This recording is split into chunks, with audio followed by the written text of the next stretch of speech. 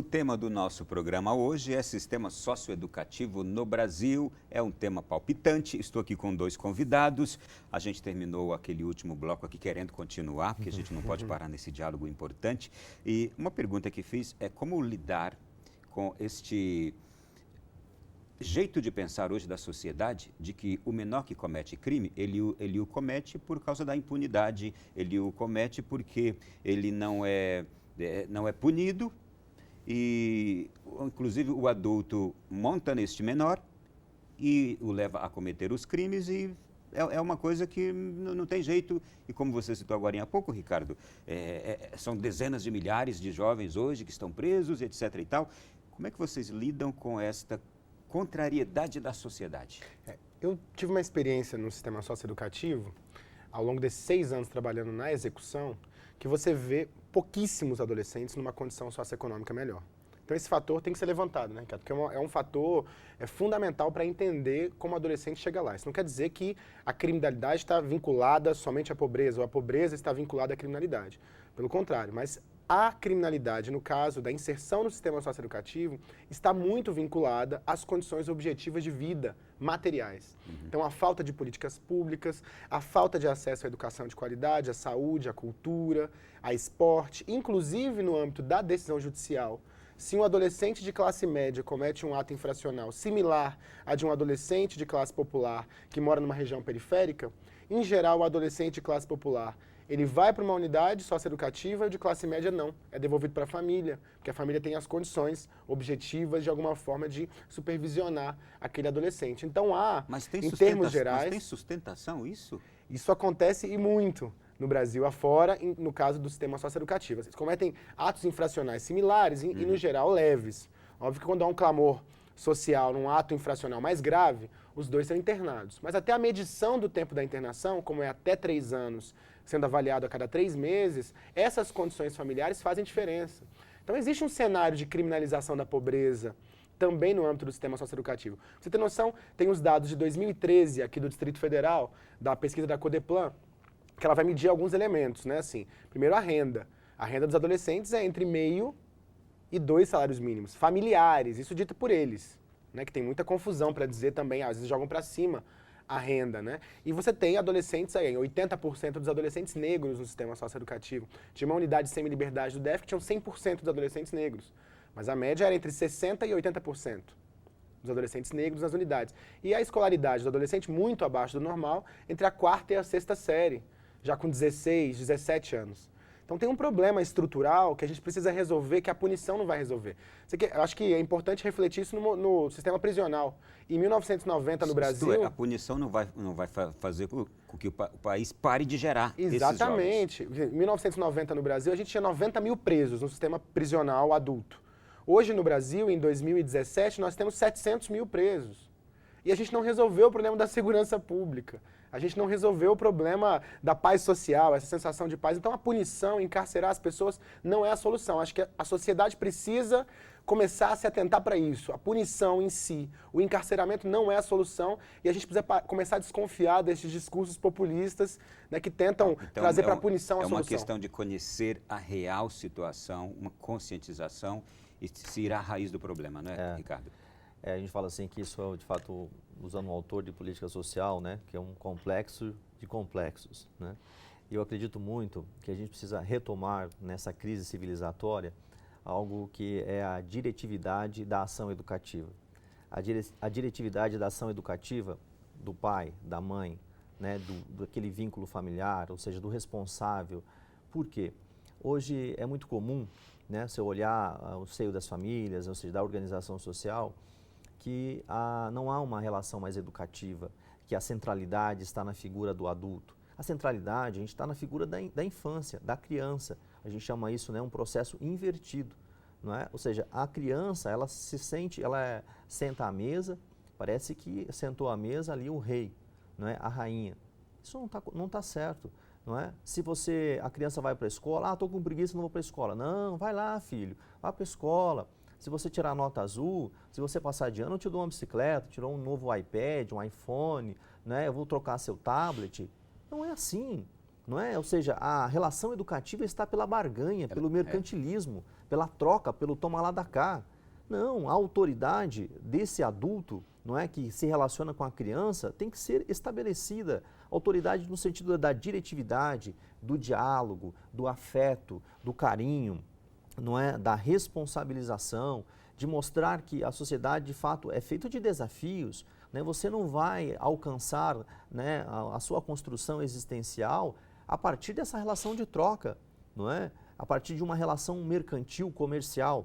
Né? Tirar nota azul... O Papa João Paulo II chamava essa autoridade de amor responsável. Exatamente, tá certo? Então, se tirar notas azuis e ir para a escola é uma obrigação primária, seja lá no bairro, não é? Seja em qualquer bairro, seja na escola pública, na privada, na melhor ou aquela com maiores desafios para serem implementados no processo educacional e igualmente na unidade socioeducativa, não é? Ou seja, quando o assistente social, o psicólogo, o agente socioeducativo, o diretor da unidade não tem uma relação educativa com este adolescente que está ali internado, sabe, o advogado, ou seja, todos aqueles que se relacionam, o professor que está dentro de uma instituição, ou mesmo esses mesmos profissionais lá no CREAS, ou numa outra organização, ou lá no centro do idoso que recebe um adolescente de PSC, sabe? Então, se essa relação educativa que direciona, que educa, que acolhe, ô jovem, tu está aqui conosco, então seja bem-vindo, né? Não me interessa o que tu fez, não interessa se você quebrou um ventilador, se você brigou na escola com 2 facas ou se você matou alguém. Não interessa isso, tá certo? A primeira relação é isso, é de estabelecer, olha, então aqui nós temos um plano para te oferecer, um plano de atendimento individual, né? Tu vai ficar aqui conosco 6 meses, vai ficar 3 anos, vai ficar algumas horas, né? No caso de uma prestação de serviço comunitário. Então, assim, vai aumentar o tempo de internação? Pode ser que sim. Não é, seja em 10, em 50 anos, ou em 3, ou em 50 dias, pouco importa se a gente não construir essa relação educativa. Não só dentro dos ambientes socioeducativos, mas no seio da sociedade. Vocês trouxeram 2 pilares, políticas públicas dignas, justas, que possam inserir esse adolescente e sua família e essa base familiar. Eu acho que, de uma certa forma, também nós vamos ouvir agora o depoimento de uma juíza mineira, doutora Valéria Rodrigues, ela é da Vara da Infância e Juventude em Belo Horizonte, ela vai tocar também nesses pilares aí, vamos acompanhar. E houve realmente uma mudança na personalidade desse adolescente. A faixa etária ainda continua a mesma, na faixa de 15 a 17 anos, a predominância é do sexo masculino. O que mais nos chama a atenção é o problema da baixa escolaridade. Eu não vejo o problema da exclusão social como um fator determinante. Primeiro, a gente analisa que existe um fator psíquico antes do social. A gente fala que o adolescente, ele não está sabendo lidar com as adversidades, com o problema dele. Fiquem à vontade para comentar. Eu já tenho uma divergência, né? Sim. Eu acho que o fator social é determinante, né? Você não pode dizer para o adolescente não tem as condições psíquicas, que eu acho que esse argumento tem sido usado muito em todas as escolas, tentando patologizar os comportamentos de todo tipo de adolescente. Eu acho isso um erro. Né? Eu acho que tem adolescentes, sim, que precisam de atendimento psicológico, atendimento especializado. A fase da adolescência é uma fase muito complexa, então que precisa de um acompanhamento, e por isso tantos profissionais acompanham no âmbito da escola, das políticas públicas, mas eu acho que existe um fator social determinante, e isso dá a cara do sistema socioeducativo brasileiro, de quem são os adolescentes que estão lá. Então quer dizer que só os adolescentes, né, oriundos das classes populares, não têm tido as condições de lidar com as adversidades. Então acho que isso é um problema.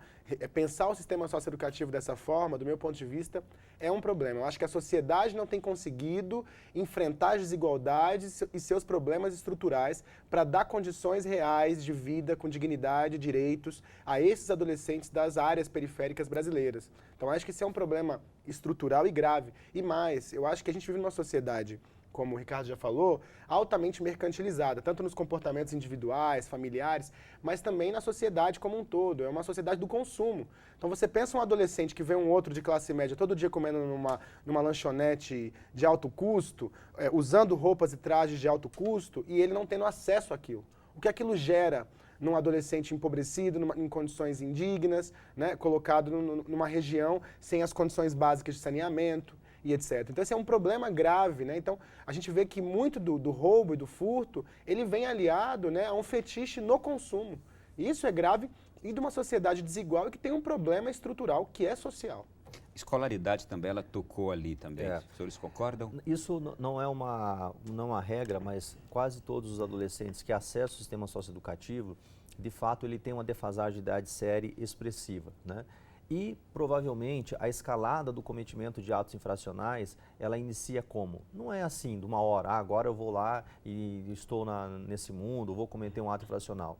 Ela inicia, às vezes, assim, vai matando uma aula, a indisciplina na escola, então vai faltando, aí ocorre repetências, então assim, é um processo. A escola às vezes não consegue acompanhar, né, esse Exatamente, processo. Então assim, claro, como fazer? A escola está lotada, é 40, é 30 alunos de uma sala, né? A equipe pedagógica tem as suas intervenções, mas esse é um tema também, então, quando a gente vai discutir, então, o sistema socioeducativo, não dá para ficar direcionado, focado, né, nas instituições de atendimento, quando já cometeu o ato, quando já ocorreu, né, o crime. Não, nós temos que também pensar, ele recebeu uma assistência de saúde quando ele estava iniciando a escalada de uso de drogas ou quando usou de forma abusiva, né? Ele recebeu um atendimento de saúde mental que poderia de fato ser assistido ele ou a família dele, não é? Como que está a organização para discutir a indisciplina na escola, não é? Como que está a organização dentro dessa escola? Tem possibilitado, né, de fato, que os professores ministrem, né, o português, a matemática, os conteúdos mesmo ali, para que esse jovem, sabe, abstraia, apreenda esses conteúdos, que ele de fato, não, agora eu compreendi essa matéria de filosofia, de sociologia, de química, né? Então, assim, nós temos muito a fazer no nosso Estado brasileiro. Deixa eu perguntar, é palpável, são palpáveis os resultados das medidas socioeducativas em que proporção? Que os senhores percebem isso. Fábio, você ali também na ponta. Eu acho que as medidas socioeducativas em meio aberto, elas têm demonstrado no Brasil inteiro, que é a prestação de serviço à comunidade, a liberdade assistida, que elas têm muito melhores condições de garantir resultados objetivos de transformação da realidade daquele adolescente. Porque ele é um acompanhamento que ele não tira a liberdade do adolescente, não priva o adolescente do seu dia a dia, do seu cotidiano, do acesso aos seus amigos, à escola, à sua família. E provoca a responsabilidade. Provoca a responsabilidade, que é uma medida que está em reflexão também, né, Ricardo? Eu acho que é uma medida que tem sido desenvolvido metodologias ainda, tem sido desenvolvidas essas metodologias de trabalho com esses adolescentes. Então é uma medida socioeducativa em desenvolvimento, mas ela tem conseguido, pelo fato de não restringir a liberdade, melhores resultados do que as medidas socioeducativas que restringem a liberdade.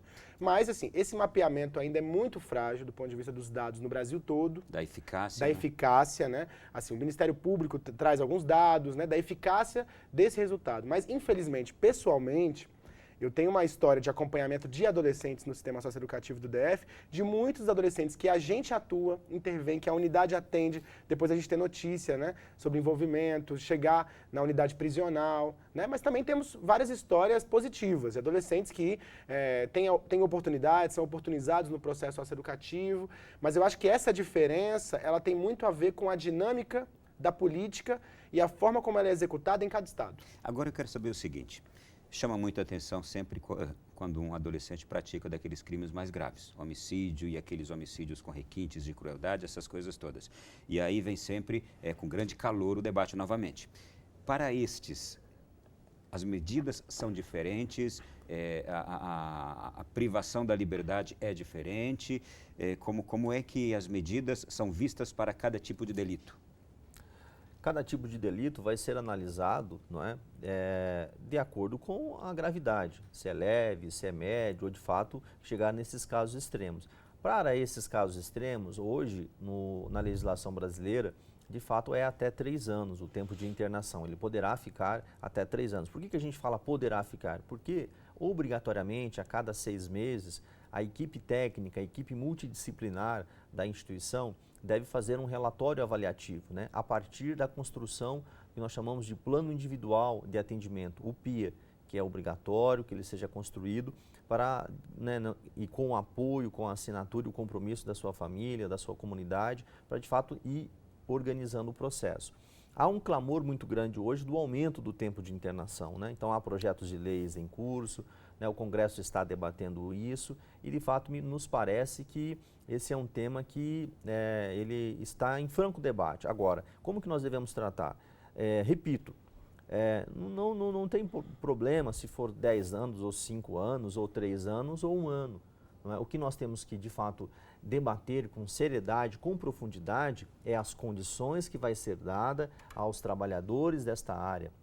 Não é? É a formulação das demais políticas públicas para ser oferecida e assistida a esses jovens, aos seus familiares e também à sociedade em geral, à juventude em geral. Não é? Por quê? Porque nós optamos talvez em aumentar o tempo, ou seja, a decisão por um estado penal em detrimento, quem sabe, de investir, não é, num centro educacional, num centro cultural, né, numa quadra, naquele bairro, naquele espaço, com professores de educação física, de arte, de teatro, de cultura, não é, todo final de semana, não é, manhã, tarde, noite, que tenha lá aquele profissional que estabelece a relação educativa, que está no polo direcionador da relação. Essa construção educativa, com disciplina, com organização, com método, é isso que nós precisamos avançar. Seja lá na cultura, na arte ou no esporte. Por quê? Porque o adolescente pode ter certeza disso. Ele exige que seja uma referência que organiza ele. Porque o processo da adolescência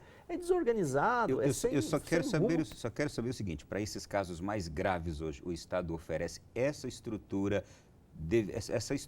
ideal a qual você se refere? Por exemplo, aqueles casos emblemáticos que tem aquele clamor popular de que aquele deve ser tratado como uma punição absoluta. A legislação ela não trata diferente os casos, né? O homicídio é um homicídio, não importa se tem ou não clamor popular, porque eu acho que o clamor popular ele fazia muita diferença na Idade Média, onde alguém estava lá pendurado numa forca, as pessoas estavam gritando e a pessoa era enforcada, ou era submetida a uma outra forma mais cruel, né, de punição. Mas eu acho que hoje a gente tem uma legislação que tenta preservar o que está previsto nas normas de direitos humanos internacional. Então a pessoa começa a ter um ato infracional ou um crime grave, ela vai cumprir de acordo com a legislação em vigor.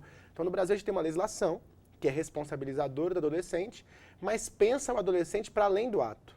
Pensa no adolescente, a legislação, estou dizendo que a prática ainda dá conta disso, mas pensa o adolescente para além do ato e quer que esse adolescente tenha condições de retornar à sociedade, à sua família, à escola em melhores condições.